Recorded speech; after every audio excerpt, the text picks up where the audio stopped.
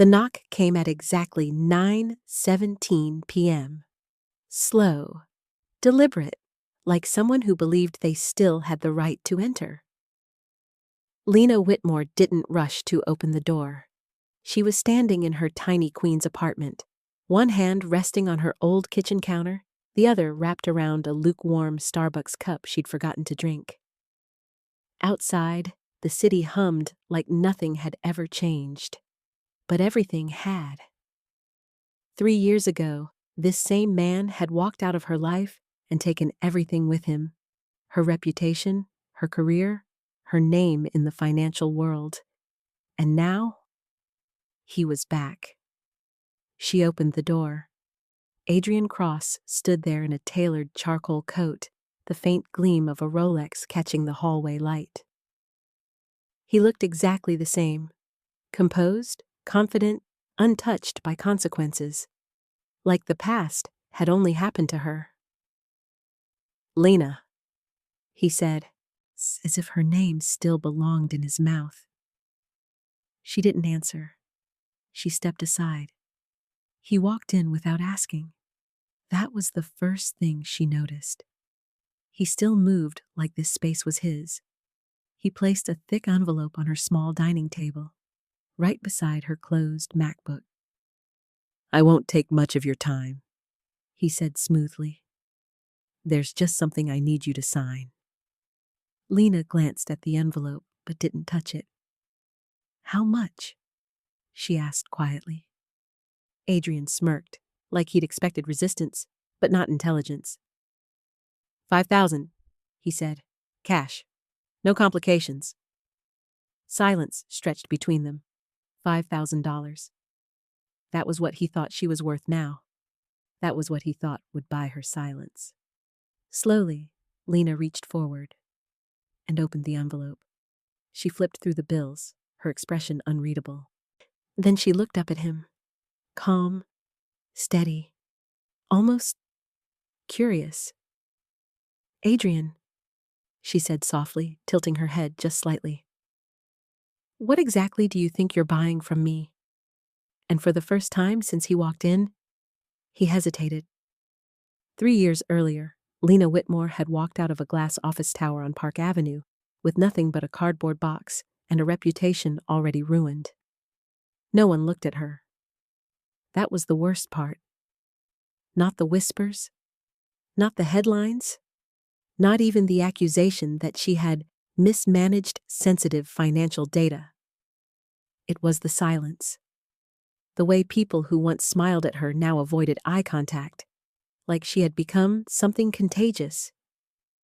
Just 48 hours before that day, she had been sitting in that same building, reviewing reports on her iPad, adjusting compliance notes while Adrian Cross paced behind her, talking about expansion, investors, bigger deals. He had trusted her then, or at least, he had needed her, until he didn't. The accusation came fast, too fast. An internal audit, a missing trail of funds. Her name suddenly attached to decisions she had never made alone. By the time Lena realized what was happening, the narrative had already been written. She tried to explain. She brought documents, emails, timelines. But Adrian stood across the conference table, calm, controlled, his Mont Blanc pen tapping lightly against a folder. "Lena," he had said quietly, almost regretfully, "you handled those files. Not we. You." That was the moment everything collapsed. HR didn't argue. Legal didn't hesitate. Even her own lawyer advised settlement instead of a fight she couldn't win. Because Adrian Cross didn't just have money. He had influence, connections, and a story that sounded cleaner than hers. Within days, she was labeled unstable, reckless, someone who couldn't handle pressure. The industry closed its doors without saying it out loud. Her emails went unanswered. Her calls ignored. Friends stopped reaching out. And Adrian? He moved on. New deals, new interviews, a new woman always somewhere in the background of polished photos taken against the Manhattan skyline. Lena had watched it all from a small apartment that smelled faintly of old paint and cheap detergent, sitting on the floor beside an unopened Amazon box she couldn't bring herself to care about. She had lost everything. Everything. Except one thing. Because while everyone believed she had been careless, no one knew what she had actually seen.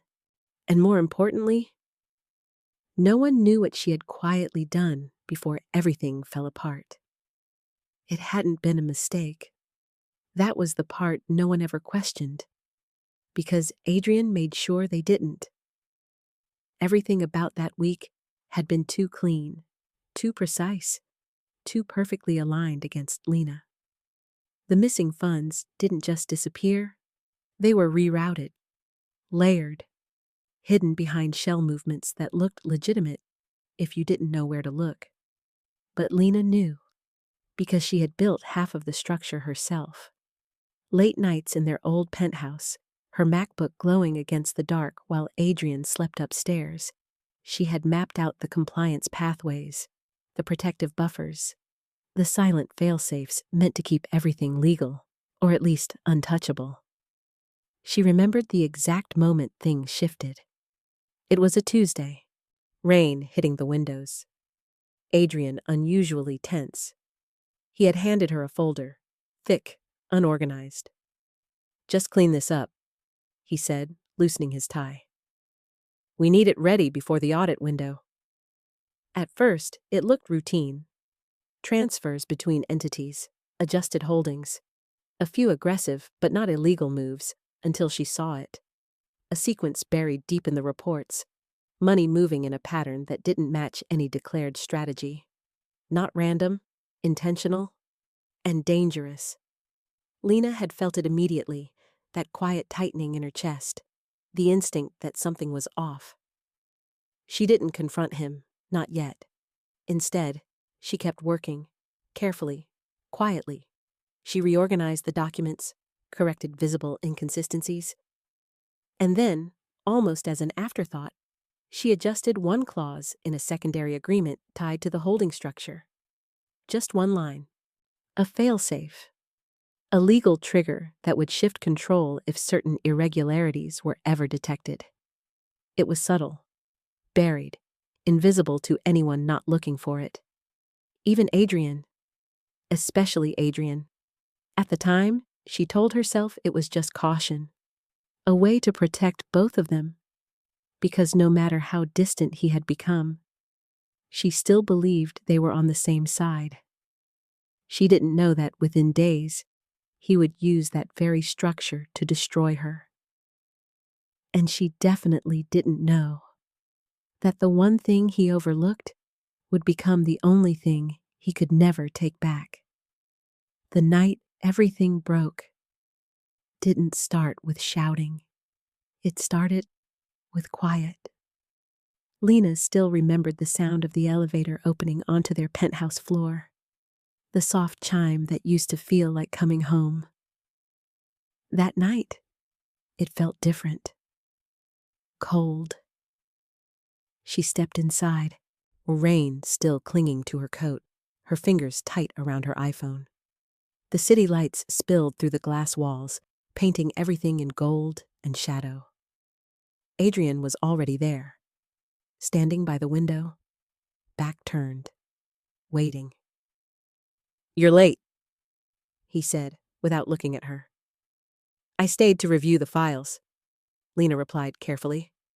"There are discrepancies, Adrian. We need to—" "Stop." The word cut through the room, sharp, final.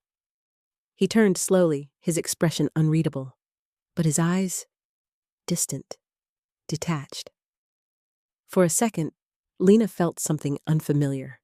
Not anger, not fear, recognition. Like she was seeing a version of him that had always been there, but she had refused to acknowledge. "You've done enough," Adrian said calmly, walking past her.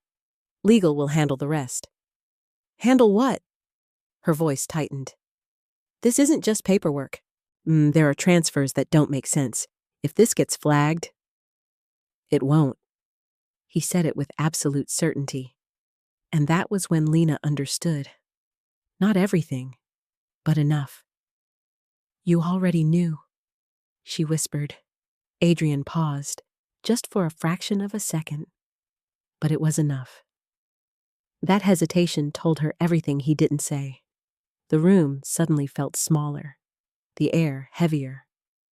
You should get some rest, he added, almost gently now. You've been overworking. Lena stared at him, at the man she had trusted with her future. And for the first time, she realized she was no longer part of his. The next morning, the emails came. Urgent, formal, final, an internal investigation. Her name at the center. Access logs, file history, authorization trails. Everything pointed to her. Perfectly. Too perfectly.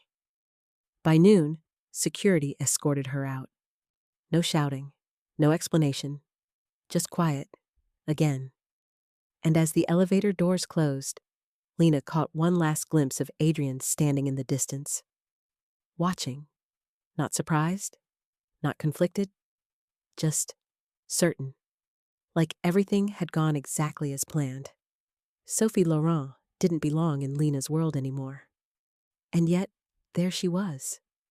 Under crystal chandeliers on Fifth Avenue, moving effortlessly through a room filled with people Lena used to know, but no longer recognized her. The event was everything Lena had once lived inside. Soft jazz, champagne glasses catching the light, conversations wrapped in quiet power.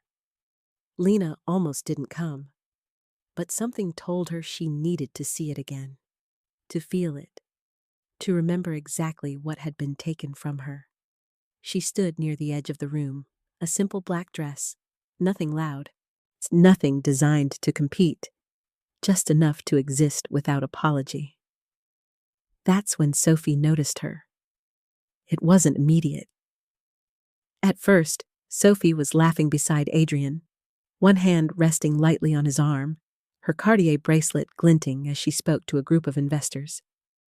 She looked perfect, untouchable. Then her eyes shifted and landed on Lena. For a moment, just a flicker, her expression changed. Not shock, recognition, curiosity.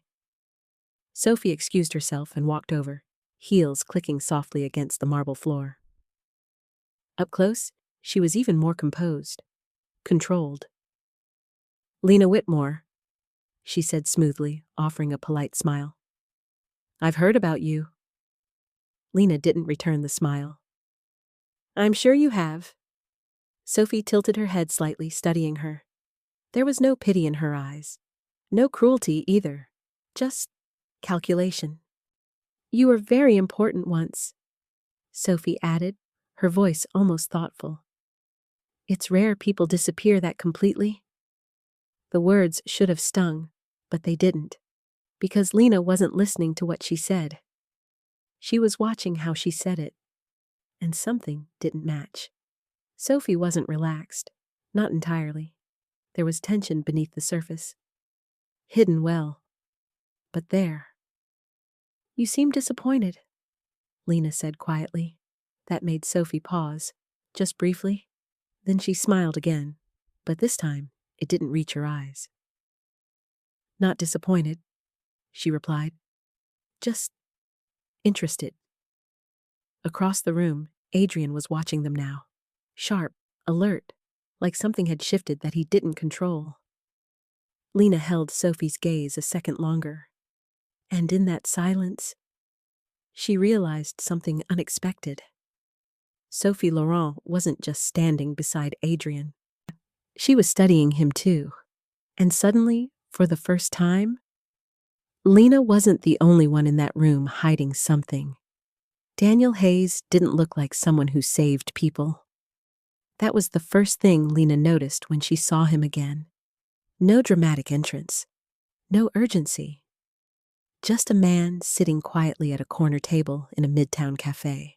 A MacBook Pro open in front of him, sleeves rolled, reading something that clearly mattered more than the world around him. He didn't stand when she approached. He just glanced up once and closed the laptop. You're late, he said calmly. Lena let out a small breath. I wasn't sure you'd actually come. Daniel studied her for a moment. Not her clothes, not her posture, her. You always underestimate the people who don't need to prove anything, he replied. She sat across from him. For a second, neither of them spoke. The tension wasn't uncomfortable. It was unfinished. You heard? Lena finally said. I hear everything that matters, Daniel answered. And this matters. She nodded slowly, pulling the envelope Adrian had given her from her bag and sliding it across the table. Daniel didn't open it. He didn't need to. 5,000? He asked. Lena gave a dry smile. Apparently, that's what silence costs now. Daniel leaned back slightly, exhaling through his nose. No, he said quietly. That's what he thinks you're worth. Silence settled again. Then Lena leaned forward, her voice lower now.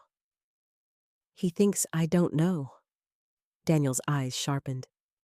That's because he doesn't know what you did. A beat. Then he reached into his briefcase and pulled out a thin folder, set it between them. Lena didn't touch it immediately. She already felt it, the weight of something she had tried to forget. You remember the clause, Daniel said. It wasn't a question. Lena swallowed. I remember writing it. Good, he replied, because it's still there. She looked up at him. For the first time, uncertainty flickered. Daniel held her gaze. Lena, he said, steady and precise. You don't just know about his $15 million. He paused, just long enough for the words to land, then finished. You control what happens to it. And this time, Lena didn't feel small. She felt something else, something she hadn't felt in years. Power. Real, quiet, undeniable power. Lena didn't open the folder right away. She just stared at it, because somewhere deep down, she already knew what was inside. Not the documents themselves, but the consequences. I thought it wouldn't matter anymore, she said quietly. After everything, I assumed it was buried. Daniel shook his head. Nothing that well-written ever disappears. That made her look up. You read it? She asked. I helped protect it, he corrected. A small silence followed. Heavy. Then Lena finally reached forward and opened the folder. Inside, clean, precise, undeniable, were copies of the trust structure, layered ownership charts, and the clause. That one clause. She found it instantly. Her handwriting wasn't there, but she could feel it. Every word she had chosen, every phrase she had softened just enough to avoid attention. A failsafe. If the primary operator engaged in undisclosed financial risk, concealed transfers, or misrepresentation, control would shift. Not to a bank, not to a board, to her, Lena Whitmore. Her fingers tightened slightly on the page. At the time, I thought I was protecting us, she murmured. Daniel watched her closely. You were, he said. You just didn't realize you were also protecting yourself. She let out a slow breath. But he'll fight it, she said. He always does. He can try. Daniel leaned forward now, his voice lower. But he built everything assuming you were never a threat. That landed, because it was true. Adrian never saw her as an equal. Never saw her as someone who could stand across from him. Only beside him, or beneath him. And that was his blind spot. What triggers it? Lena asked. Daniel didn't hesitate. He already has. The words hit harder than she expected. What? Daniel tapped the folder once. He moved funds last week, aggressively, without disclosure. Lena's mind raced. That wasn't just risky. That was reckless. And once it's triggered? She asked. Daniel held her gaze. It doesn't announce itself. A beat. It waits. Lena swallowed. Waits for what? For you, he said simply, and suddenly, this wasn't about the past anymore. It was about a decision, one that could change everything. And for the first time, Lena realized the system wasn't just protecting her. It was waiting for her to act. Adrian didn't wait. That was his pattern. Move fast, move first, and assume no one could keep up. 3 nights after he left Lena's apartment, he was already inside a private office on Park Avenue, city lights reflecting off the glass behind him as numbers flickered across his iPad. Liquidity? Leverage? Expansion? He needed capital, and he needed it now. Transfer it, he said sharply into his phone. Move it through harbor first, then route it back. I don't want it flagged. There was a pause on the other end. That structure wasn't designed for rapid movement, the banker replied carefully. We should review. I said move it, Adrian cut in. His tone wasn't loud, but it didn't need to be. Silence followed, then compliance. Across the room, Sophie leaned against the window, arms crossed, watching him. You're rushing, she said. Adrian didn't look at her. I'm optimizing. Sophie let out a quiet breath, her eyes narrowing slightly. That's not the same thing? He ignored her, because in his mind, everything was still under control. It always was. Back in Queens, Lena sat at her small desk, her MacBook open, Daniel's folder spread beside it. She wasn't looking at the claws anymore. She was watching the timestamps, watching movement. And then it happened. A shift, subtle, invisible to anyone not paying attention. But Lena saw it immediately. Her fingers froze over the keyboard. He did it, she whispered. Daniel, on speaker, didn't hesitate. Are you sure? Yes. Her voice was steady now, too steady. He moved through harbor. It's exactly what we flagged. A long pause. Then, that's the trigger. The room felt smaller, quieter, like something irreversible had just begun. Lena leaned back slowly, staring at the screen. 3 years ago, she had lost everything in a single moment. Today, Adrian had just done the same thing. He just didn't know it yet, because somewhere, buried inside a system he thought he controlled, a switch had flipped. And this time, it wasn't designed to protect him. It was designed to expose him. Lena closed her laptop gently, not in panic, not in fear, but in certainty, because the game had finally changed.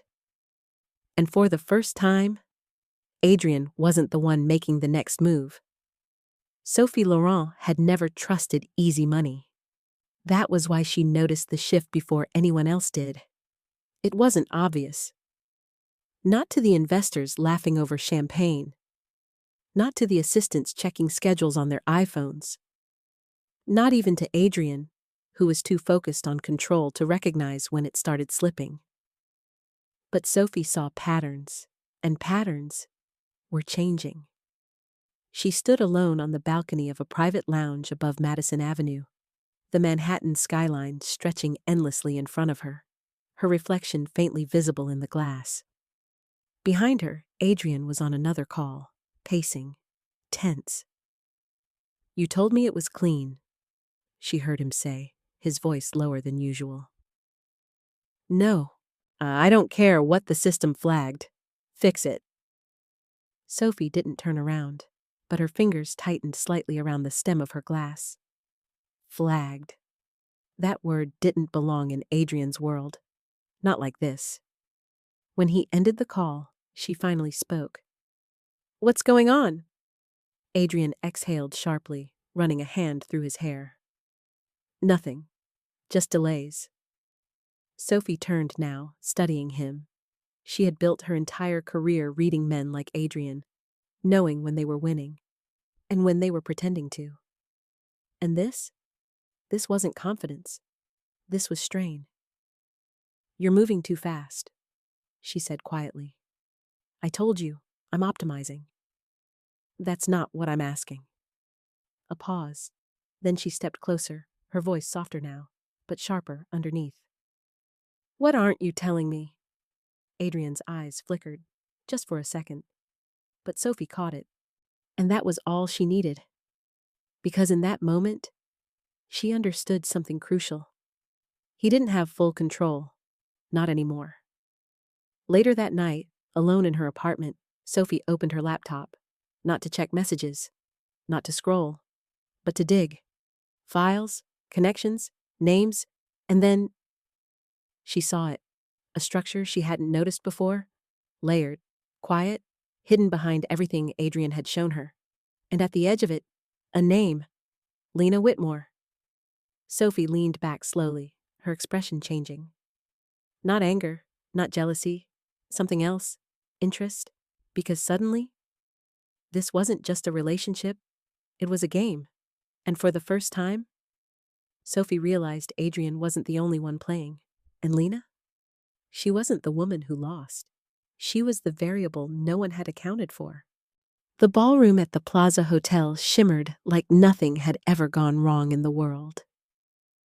Crystal chandeliers cast warm light over polished marble floors. Champagne flowed, laughter echoed, and Adrian Cross stood at the center of it all, perfectly composed, perfectly in control. Or at least, that's what everyone believed. Lena paused just outside the entrance. For a moment, she almost turned back. Not because she was afraid, but because this place still remembered who she used to be. The woman beside Adrian. The one who belonged here. Not the one who was erased from it. She took a breath and stepped inside. No announcement, no dramatic entrance. But it didn't matter. People noticed. Not all at once, but slowly. Like a ripple moving through still water. A few heads turned, then more. Because some faces aren't easily forgotten. Across the room, Adrian was mid-conversation, a glass in hand, Sophie beside him, radiant in a sleek black dress. Then his eyes lifted and locked onto Lena. The shift was immediate, small, but real. Sophie followed his gaze, and when she saw Lena, she didn't smile. She watched, carefully. Lena walked forward, calm, measured, her heels soft against the marble, her expression unreadable. No anger, no hesitation, just presence. She stopped a few feet away, close enough. "Adrian," she said simply. The room around them quieted, not completely, but enough. Enough for people to notice something was happening.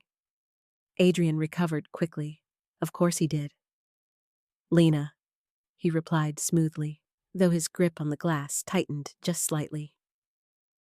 "I didn't expect to see you here." "I know," she said. A pause.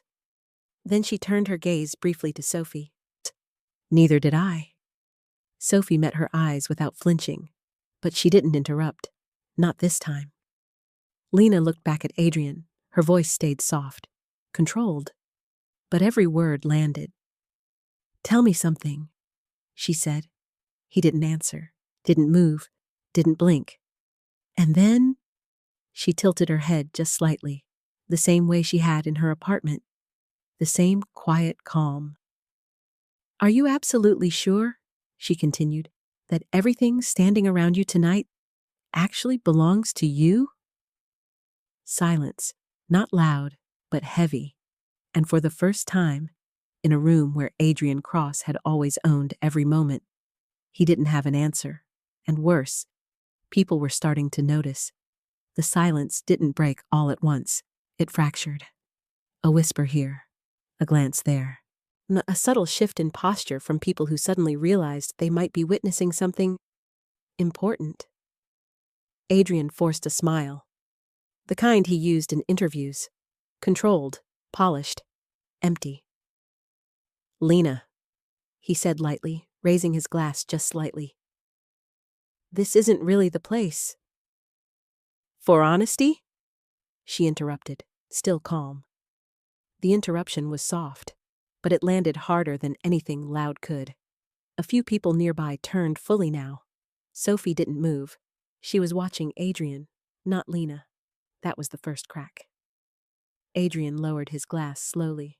His jaw tightened, but only just enough for someone paying attention to notice. You're mistaken if you think... I don't think, Lena said quietly. I verify. That word hung in the air. Verify. Not accuse. Not assume. Verify. Adrian's eyes sharpened, and now he was alert. Dangerously so. You should be careful, he said under his breath, stepping closer. You don't have the credibility you think you do. There it was, the old weapon, reputation. Lena didn't flinch. Instead, she reached into her bag and pulled out her phone. Not dramatically, not as a threat, just casually, like someone checking a message. I don't need credibility, she said. I just need timing. Adrian's expression shifted. For the first time, real uncertainty flickered. Sophie noticed. Of course she did. What does that mean? Adrian asked, his voice lower now. Lena looked at him, really looked at him, and for a brief second, there was something almost sad in her eyes. You moved money, she said. Not a question. A statement. Adrian didn't respond, but he didn't deny it either. That was enough. Lena slipped her phone back into her bag. And you did it without checking the structure, she added. Another pause. Longer this time. Behind them, someone set a glass down too hard. The sound echoed. Because now, people were listening, not fully understanding, but sensing. Something was wrong. Sophie stepped slightly forward. Not to defend Adrian, but to hear better. And Adrian? He finally realized something he hadn't considered before. This wasn't a confrontation. It was a countdown. And Lena wasn't here to argue. She was here because something had already started. And whatever it was, he was no longer in control of it. The first sign wasn't loud. It didn't come with an announcement, or a gasp, or a dramatic interruption. It came as a vibration. Soft, almost forgettable. Adrian felt it in his pocket before he heard anything else. His phone. He ignored it. Of course he did. Because Adrian Cross didn't react. He controlled. But then it happened again. And again. 3 vibrations in less than 10 seconds. That wasn't normal. Lena watched him. She didn't move, didn't speak. She didn't need to, because the moment had already begun. Excuse me, Adrian muttered, stepping slightly away, pulling his phone out just enough to glance at the screen. And that's when everything changed. His expression didn't collapse. It tightened. Barely. But Lena saw it.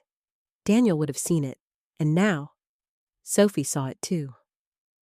What is it? Sophie asked quietly, stepping closer. Adrian didn't answer. He was reading, scrolling, his thumb moving faster now.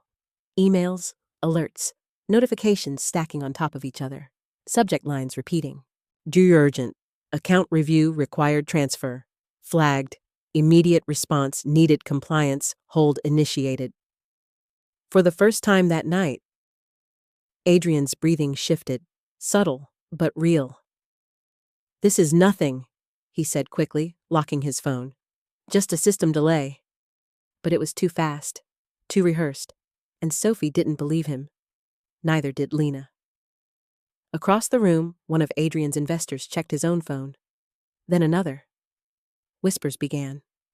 Quiet. Controlled. But spreading. Because whatever had just triggered, it wasn't isolated. It was connected. Adrian turned back toward Lena, his voice lower now. What did you do? Lena met his gaze. Calm. unshaken. "Nothing," she said, a beat. Then, "I didn't have to." That was worse, because it meant this wasn't an attack. It was a consequence. Adrian's jaw tightened. "You're playing a dangerous game." Lena's expression didn't change. "No," she replied softly. "You already played it." And now, he was just seeing the result. Behind them, the room no longer felt the same. The music still played. The lights still glowed. But something had shifted beneath it all. Something structural. Something real. And Adrian, for the first time in years, was no longer reacting to opportunity. He was reacting to loss. He just didn't know yet how much he was about to lose. The collapse didn't happen all at once. It unfolded in layers. Subtle at first, like a crack beneath polished marble. Then impossible to ignore. Across the ballroom, phones continued to light up. Not just Adrian's, investors, analysts, partners. One by one, conversations started breaking apart. A man near the bar frowned at his screen, whispering to the woman beside him. Another stepped away entirely, already dialing someone, his voice tight and urgent. Sophie watched it happen, not with panic, but with precision. "This isn't contained," she said quietly, her eyes scanning the room. "Whatever just triggered, it's hitting everything connected to you." Adrian's patience snapped. "It's a delay," he said sharply. "A compliance check. It happens." But even as he spoke, another message came through. This time, he didn't hide it. He couldn't. His screen flashed, assets temporarily frozen, review in progress for a second. His entire body stilled. Lena saw it. The exact moment confidence turned into calculation, and calculation into fear. "Temporary," Adrian muttered, more to himself now. "This is temporary." But the room didn't feel temporary anymore. Because people were moving, creating distance, subtle, professional distance, the kind that said everything without saying a word. One investor approached Adrian cautiously. "Adrian," he said low, "we're hearing there's an issue with the harbor structure." Adrian forced a laugh. "There isn't." The man didn't smile. "Then why are our positions flagged?" That question didn't stay private. It spread, fast, and now, the silence in the room wasn't curiosity anymore. It was concern. Sophie stepped closer to Adrian, her voice dropping. "You told me everything was secure." "It is," he snapped, but his eyes betrayed him. They flicked, once, toward Lena, and that was the second crack. Because Sophie followed it. She looked at Lena again, really looked this time, and suddenly, everything aligned. "You didn't lose," Sophie said softly, almost to herself. Lena didn't respond. She didn't need to, because the truth was already standing in front of them. Adrian took a step toward Lena now, his voice tight, controlled, but breaking underneath. "What did you set up?" Lena met his gaze, steady, unapologetic. "I didn't set it up," she said. A pause. Then, "I protected it." And that was when it finally became clear. This wasn't a malfunction. This wasn't bad timing. This was structure. And Adrian, for all his power, had just triggered a system he never understood. The boardroom didn't wait for permission. By the time Adrian left the plaza, 3 calls had already turned into a meeting, and the meeting had turned into a demand. Explanations. Now. Floor-to-ceiling windows framed the Manhattan skyline, but no one was looking at it. Every eye was on him. And for the first time, Adrian Cross wasn't the most powerful person in the room. "Let's keep this simple," one of the senior partners said, fingers steepled on the table. Why are assets tied to harbor flagged and frozen? Adrian remained standing. He didn't sit, didn't soften. It's a temporary compliance trigger, he said. We've seen this before. No, another voice cut in. We haven't. Silence followed. Not polite, not neutral. Heavy, suspicious. A screen lit up at the end of the table, data pulled in real time. Structures, transfers, ownership layers. And then a name appeared. Lena Whitmore. No one spoke immediately, but the shift was instant. Who is she? Someone asked. Adrian's jaw tightened. No one relevant. But that answer came too fast, too defensive. Across the table, another partner leaned forward. If she's irrelevant, he said quietly, why does the control clause point to her? That landed. Hard, because now, it wasn't speculation anymore. It was documented. Adrian felt it. The room turning, not against him yet, but away from him. He moved toward the screen, scanning the data, his voice sharpening. This is outdated. That clause was never activated. A pause. Then, it doesn't need to be activated. The voice came from the doorway. Calm, measured. Daniel Hayes stepped inside, a folder in hand, his presence immediately shifting the energy of the room. Because it already has been, he continued. Adrian turned slowly, disbelief flickering beneath anger. You don't belong here, Adrian said. Daniel didn't react. He simply placed the folder on the table, opened it. Precise, controlled. Inside, documentation, verification, proof. The transfer you executed 3 nights ago, Daniel said, met every condition required to shift oversight. Silence. Then, to her. He didn't need to say the name again. Everyone had already seen it. Adrian didn't speak, because for the first time, there was nothing left to control. And somewhere, miles away, Lena Whitmore had just walked into a room she wasn't even in, and taken everything back. Adrian didn't remember sitting down. One moment he was standing, defending, calculating, pushing back. The next, he was in the chair at the head of the table, and it no longer felt like his. The room had shifted completely now. No more assumptions, no more benefit of the doubt. Only facts, cold, structured, unforgiving. Daniel didn't rush. He didn't raise his voice. He simply turned a page in the folder and slid it forward. This is the clause, he said. Section 8.4, fail-safe governance transfer. One of the partners leaned in, reading carefully. Another followed. Silence deepened, because the language was clear. Too clear.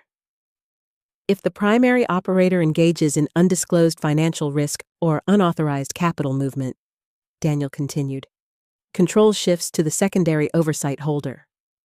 A pause. Then, Lena Whitmore? No one questioned it. They didn't need to. It was written, verified, executed. Adrian exhaled slowly, leaning forward, his hands pressing against the table. This is a technicality, he said, forcing steadiness into his voice. It doesn't change operational authority. It changes everything, the senior partner replied. Adrian looked up sharply. The man held his gaze without hesitation. You moved capital outside agreed parameters, he added. That's not strategy, that's exposure. A ripple of agreement followed. Subtle, but unanimous. Adrian's control, his greatest asset, was gone, not taken, invalidated. What exactly are we looking at? Someone asked. Daniel answered calmly. Temporary freeze on affected assets, full review, and until resolution. He paused, just long enough. Adrian Cross does not have unilateral authority. The words settled heavily into the room. Adrian didn't react immediately, because he couldn't. For years, He had built everything on perception, on being the one who knew more, moved faster, controlled outcomes. But this wasn't perception. This was structure. And structure didn't bend to confidence. Across the table, someone closed their laptop. Another leaned back, distancing slightly. It wasn't dramatic, but it was final. Adrian wasn't leading this room anymore. He was inside it, and for the first time, he understood something he had never considered before. Lena hadn't just survived what he did to her. She had outbuilt him, quietly, completely, and now, she didn't need to be in the room to win it. Adrian didn't go home that night. He didn't go anywhere familiar. Instead, sometime past midnight, he found himself standing outside a building he hadn't visited in 3 years. Queens. The street was quieter than he remembered. No doormen, no polished marble, no one watching. For a moment, he just stood there, staring up, as if the answer might be written somewhere in the windows. Then he knocked. Not controlled this time, not measured, just human. Inside, Lena heard it immediately. She was at her desk, her MacBook Air still open, numbers frozen on the screen where she had left them. She didn't rush, didn't hesitate. She already knew who it was. When she opened the door, Adrian looked different, not ruined, not broken, but stripped. The confidence was still there, somewhere. But it was thinner now, unstable. "We need to talk," he said, not demanded, said. Lena stepped aside. He walked in slower this time, not like he owned the space, like he wasn't sure if he was allowed to be there at all. That was new. He didn't sit, didn't reach for anything. He just turned to her. "What do you want?" he asked. Straight to it. No performance. Lena leaned lightly against the counter, arms relaxed. "I already told you," she said. "I want the structure protected." "That's not what this is," he snapped, frustration breaking through. "You froze everything. You're forcing a collapse." "No," Lena replied calmly. "You forced the collapse." Silence hit harder this time, because there was no room left to argue. Adrian ran a hand through his hair, pacing once, then stopping. "I can fix this," he said. "We can fix this." "We..." The word hung awkwardly between them. Lena didn't react. "You don't need to do this," he added, softer now. "You've made your point." That almost made her smile. Almost. "My point?" she repeated quietly. Adrian stepped closer. "This doesn't have to go further. I'll make it right." Lena looked at him, really looked, and for the first time, she saw it clearly. Not power, not control, fear. "You still think this is about winning?" she said gently. Adrian didn't answer, because part of him knew she was right. Lena straightened slightly, her voice steady. "This isn't a negotiation anymore." A pause. Then, "It's a consequence." And this time, Adrian didn't argue, because deep down, he finally understood. He wasn't here to take control back. He was here because he had already lost it. Adrian didn't leave right away. He stood there, in the middle of Lena's small apartment, like someone who had just realized the world he built didn't extend as far as he thought. "I didn't think you'd go this far," he said finally. It wasn't anger anymore. It wasn't even accusation. It was disbelief. Lena didn't move. "You didn't think I'd understand," she replied. That hit harder, because it was true. Adrian had never seen her that way, not as someone who could outmaneuver him, not as someone who could anticipate him, only as someone who supported him, or failed him. "I gave you everything," he said, the words coming out slower now, like he wasn't sure they still made sense. Lena's expression didn't change. "No," she said quietly. "You gave me access." A pause. And then you took it away the moment it stopped serving you?" Adrian looked down, his jaw tightening. "That's not what this was," he said. "Then what was it?" Lena asked. He didn't answer, because there wasn't a version of the truth that didn't collapse under its own weight. The room felt smaller now, closer, like the past had finally caught up with them. "You could stop this," Adrian said after a moment.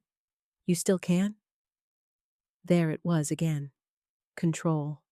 Just dressed differently. Lena pushed off the counter slowly, stepping closer, but not enough to close the distance completely. "I already did stop it," she said. Adrian frowned. "What?" "I stopped you from going further." Her voice was steady, clear, not emotional, not reactive, just final. "You don't lose everything from this," she continued. "You lose what you shouldn't have risked." Adrian stared at her, trying to understand, trying to find an angle. There wasn't one. "And you?" he asked quietly. "What do you get out of it?" That question lingered, because for the first time, it wasn't about money or power. Lena held his gaze and answered simply, "Myself." Silence filled the space between them, not tense, not unfinished, complete. And in that moment, Adrian finally understood something he never had before. He didn't just lose control of his empire. He lost the only person who had ever made it stable. And this time, there was no way to get her back. The fallout didn't make headlines.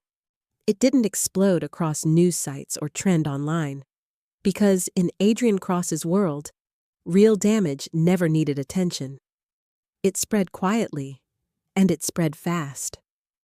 Within 48 hours, 3 of his largest partners had paused their involvement. Not withdrawn, not officially, just paused. Meetings were rescheduled. Calls went unanswered. Assistants replied instead of principals, and that was worse, because it meant distance, intentional distance. Adrian sat alone in his Park Avenue office, the skyline still stretching wide behind him, but it didn't feel like a view anymore. It felt like something he was losing. His iPhone buzzed again. Another message. Another request for clarification. Another polite way of saying, "We don't trust you." He didn't respond this time. He couldn't, because every answer led back to the same thing. A structure he didn't fully control. A decision he couldn't undo.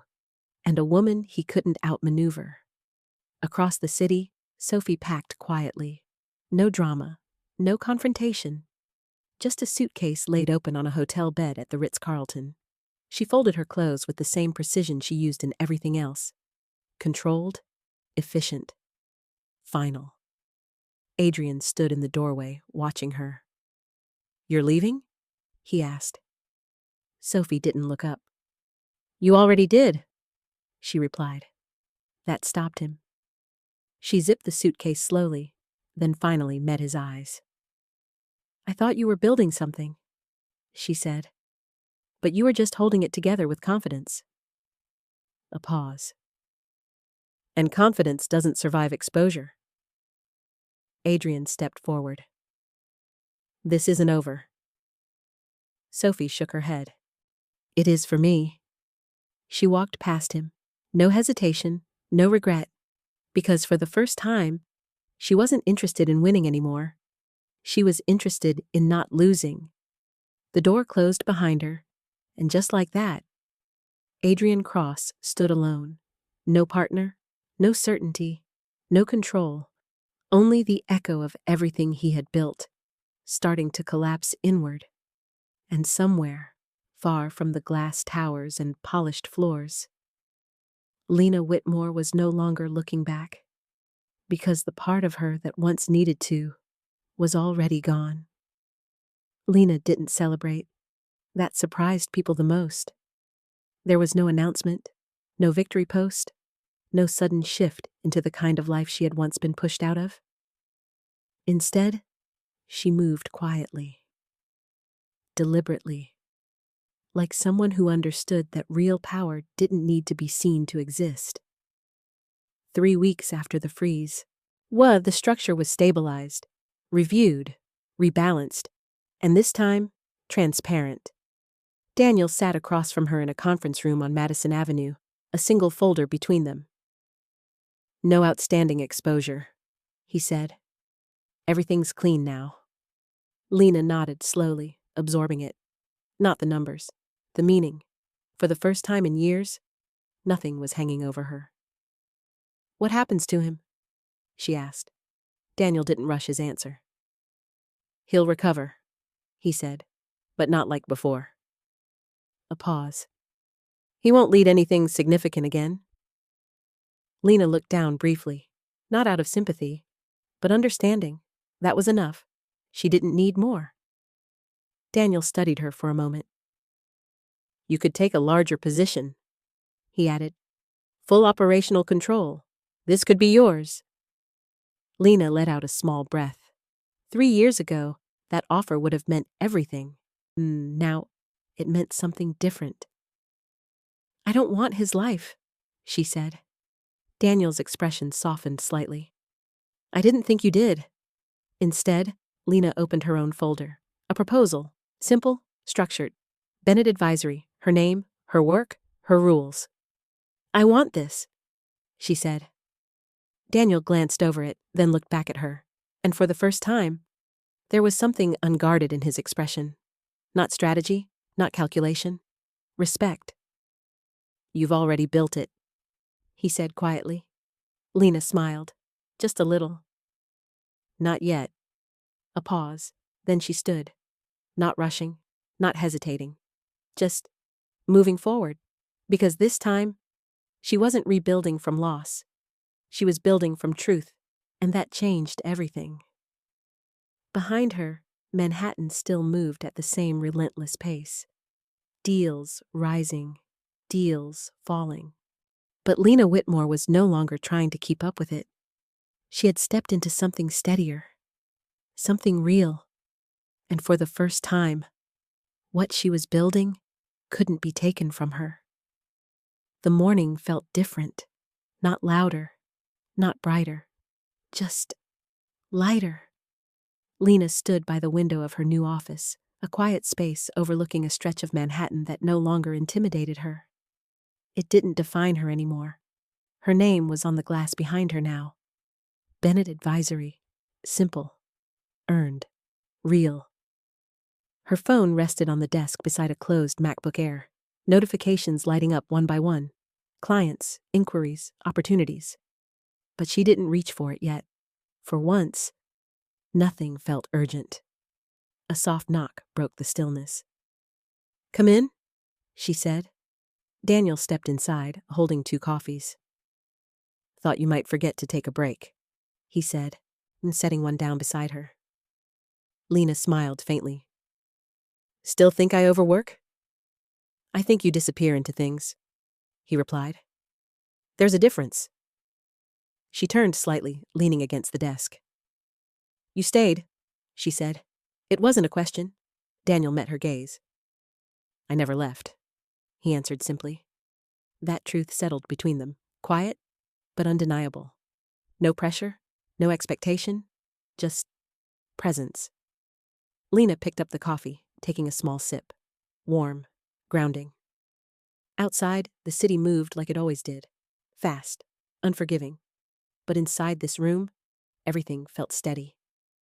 "What happens next?" Daniel asked. Lena thought about it, not in numbers, not in strategy, but in something deeper. "I keep building," she said. "But this time, I don't lose myself doing it." Daniel nodded, like that was the only answer that mattered. A pause. Then, "Dinner?" he asked, casual but not careless. Lena looked at him, really looked, not at what he offered, but at how he stood. No pressure, no control. Just there. And this time, she didn't hesitate. "I'd like that," she said softly. Somewhere across the city, Adrian Cross was still dealing with the consequences of a life built on control. But Lena? She had stepped into something stronger, something quieter, something no one could take from her again. And for the first time, she wasn't surviving. She was choosing peace, choosing truth, choosing who stood beside her. And that was the kind of ending no one could undo. And so, the story comes to an end. But let me ask you something, my dear friends. You're still here, aren't you? If you've stayed with me all the way to this moment, then something in this story must have touched your heart. Maybe quietly, maybe deeply, in a way that's hard to explain. And now, let's look at it together, not as a story, but as something real. Life doesn't always break us loudly. Sometimes, it takes everything from us in silence, our reputation, our place, even our sense of self. But as Lena showed us, what truly belongs to you, your strength, your clarity, your values, can never be taken, only forgotten. There's a quiet truth in Stoic philosophy that says, you have power over your mind, not outside events. And maybe healing begins the moment we stop chasing control and start choosing ourselves again. Lena didn't win because she destroyed someone. She won because she didn't lose herself. So if you're rebuilding, slowly, quietly, please know this. You're not behind. You're becoming. And if this story spoke to you in any way, don't forget to like, share, and subscribe. Because maybe someone else out there needs to hear this too. This story is a fictional narrative created for entertainment and inspirational purposes. While it reflects real-life emotions, business environments, and personal struggles, all characters, events, and situations are imagined and do not represent any specific individual or actual case. The financial structures, legal elements, and corporate settings are simplified to support storytelling and may not fully reflect real-world processes. The goal of this content is to share meaningful lessons about resilience, self-worth, and personal growth, not to provide legal, financial, or professional advice. Viewers are encouraged to interpret the story as a form of creative expression that highlights emotional truth rather than factual reporting.